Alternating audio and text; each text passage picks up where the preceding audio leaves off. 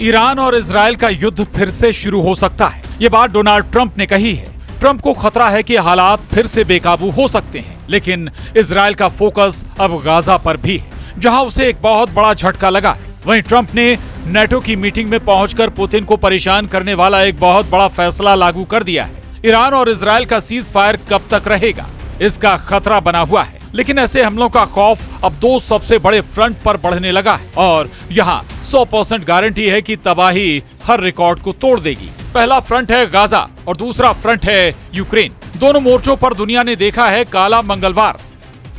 एक तरफ फंसे हैं बेंजामिन नेतन्याहू और दूसरी तरफ व्लादिमीर जेलेंस्की।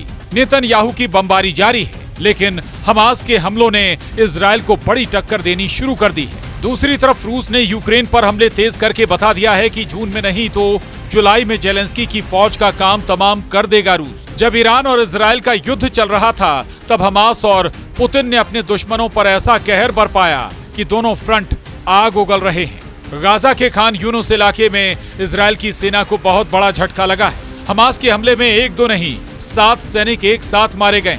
इस खबर ने इजरायल के हर कमांडर को डरा दिया है, क्योंकि जिस हमास के खिलाफ इजरायल 600 दिन से लंबा युद्ध लड़ रहा है, वो हमास अब भी इजरायल के सैनिकों को मार रहा है। इजरायल की मीडिया में 7 सैनिकों की तस्वीरें छपी हैं। 7 सैनिकों को हमास ने गाजा पट्टी के खान यूनुस में तब मारा जब वो एक बख्तरबंदी गाड़ी में थे। हमास ने उनकी बख्तरबंद गाड़ी पर विस्फोटक फिट कर दिया। धमाके में मरने वाले सभी इजरायली सैनिक 21 वर्ष से कम उम्र के थे। इसीलिए जून महीने का आखिरी मंगलवार नेतन्याहू के लिए काला मंगलवार कहा जा रहा है। हमास के इस तरह के हमलों ने इजरायली सेना के पावर सेंटर में तहलका मचा दिया है। ऐसे हमले लगातार तेज हो रहे हैं। कोशिश है कि नेतन्याहू की फौज में नया डर पैदा किया जा सके, क्योंकि ऐसे धमाकों में न सिर्फ इजरायल का टैंक फट रहा है, बल्कि इजरायली सेना की ताकत वाली छवि भी चकनाचूर हो रही है। गाजा में खूनी मंगलवार को क्या हुआ, उसकी रिपोर्ट देख लीजिए। इजरायल के हमले में 86 लोगों की मौत हुई है। वहीं हमास के हमले में इजरायल के 7 सैनिक मारे गए। इसीलिए इसे काला मंगलवार कहा जा रहा है, क्योंकि गाजा में खून खराबा हर रिकॉर्ड तोड़ रहा है। अब तक गाजा में इजरायल की बमबारी से 56,000 लोग मारे गए हैं, जबकि इजरायल के अब तक 440 सैनिक मारे जा चुके हैं। उधर इजरायली सेना के प्रवक्ता का दावा है कि दोपहर के वक्त पूमा बख्तरबंद गाड़ी में बम लगा दिया गया। धमाके के बाद उसमें आग लग गई। हेलीकॉप्टर और बाकी रेस्क्यू टीम भेजी गई। उन्होंने बचाने की कोशिश की, लेकिन नाकाम रहे। इसकी जांच चल रही है। जब जांच पूरी होगी तो हम इसकी पूरी जानकारी देंगे। गाजा में इजरायल और हमास का युद्ध और हजारों लोगों की मौत पर कुछ दिन तक ईरान इजरायल के युद्ध ने पर्दा डाल दिया था, लेकिन अब इस फ्रंट की तस्वीरों ने फिर से दुनिया में हाहाकार मचाना शुरू कर दिया है। नेतन्याहू ने ईरान युद्ध पर भले ही ब्रेक लगा दी हो, लेकिन युद्ध अब भी उनके सिर के चारों तरफ घूम रहा है। लेकिन हमास के कब्जे में 23 बंधकों को लेकर नेतन्याहू अब भी दबाव में है। वो जानते हैं कि अगर उनका युद्ध तेज हुआ तो बाकी बचे बंधकों को बचाना मुश्किल हो जाएगा। इधर इजरायल के पीएम बेंजामिन नेतन्याहू का कहना है कि हमें ईरान और उसके सहयोगियों के खिलाफ अभियान पूरा करना होगा। हमास को हराना होगा और अपने सभी बंधकों को रिहा कराना होगा, चाहे वो जिंदा हों या मर चुके हों। बंधकों के परिवारों से मैं कहना चाहता हूं कि हमने एक पल के लिए भी युद्ध नहीं रोका है।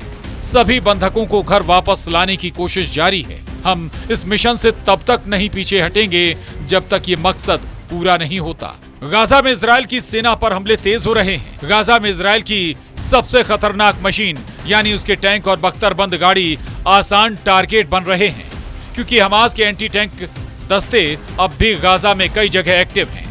लगातार हमलों के बीच नेतन्याहू भी बहुत ज्यादा प्रेशर में है, क्योंकि बहुत से बंधक अब भी हमास के कब्जे में हैं। पूरे गाजा में ग्राउंड ऑपरेशन चलाने के बावजूद उनको छुड़ाना आसान साबित नहीं हो रहा।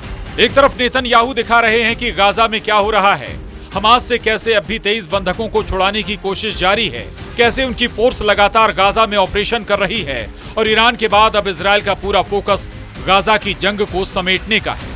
वहीं व्लादिमीर जेलेंस्की ने रूस के हमलों को वायरल करके बता दिया है कि यूक्रेन पर ऐसी मार पिछले करीब 3.5 सालों के युद्ध में नहीं पड़ी। यूक्रेन के हर बड़े शहर को पुतिन की मिसाइल और कामिकाजे ड्रोन दहला रहे हैं। पुतिन के इन्हीं हमलों का मुंहतोड़ जवाब देने के लिए जेलेंस्की ने बड़े मौके पर चौका लगाने की कोशिश की है।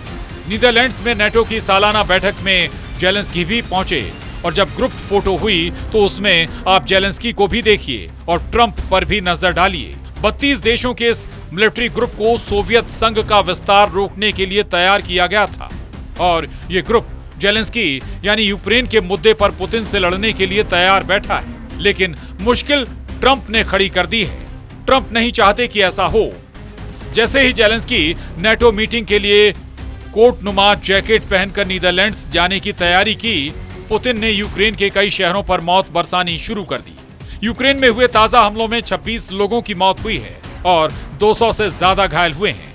चौथे साल में पुतिन यूक्रेन को नहीं बख्श रहे और उनकी फायर पावर लगातार बढ़ती जा रही है। यूक्रेन में अब तक 12,000 से ज्यादा नागरिक मारे जा चुके हैं। यूक्रेन पर रूस के हमले बता रहे हैं कि पुतिन अब इस युद्ध को बहुत जल्दी समेटना चाहते हैं। लेकिन बड़ा खतरा आगे है, क्योंकि पुतिन की नजर अब उन देशों पर है जिन्होंने जेलेंस्की की मदद करके रूस को बहुत ज्यादा नुकसान पहुंचाया है। ये बात जेलेंस्की अब पूरे नेटो ग्रुप तक पहुंचाना चाहते हैं। लेकिन दिक्कत यह है कि 28 फरवरी 2025 की मुलाकात अब भी ट्रंप को उतनी ही याद है जितना जेलेंस्की को। ग्रुप फोटो के दौरान दोनों के जहन में वो तस्वीरें आज भी ताजा हैं। ट्रंप ने ओवल ऑफिस में जेलेंस्की को बुलाया था, लेकिन दोनों के बीच ऐसी बहस हुई कि पूरी दुनिया उस पर हंसती नजर आई। इसी मीटिंग ने ट्रंप और जेलेंस्की के रिश्तों में ऐसी दरार डाली कि अब तक पैचअप यानी वापस रिश्ते सुधरने की तरफ बढ़ना आसान नहीं होगा। यूक्रेन में लगी आग बता रही है कि पुतिन अब क्या करने वाले हैं। खार्किव को जलाकर रूस का अगला टारगेट कौन बनने जा रहा है, ये तस्वीरें बता रही हैं। कैपिटल कीव से लेकर खार्किव और सुमे हर शहर में रूस की फौज लाशों का पहाड़ खड़ा करना चाहती है। लेकिन परमाणु बेस पर हमले के बाद यूक्रेन पर रहम के लिए अब पुतिन के दिल में कोई जगह नहीं। 3.25 साल के युद्ध में पुतिन के शोलों की तादाद बढ़ती जा रही है।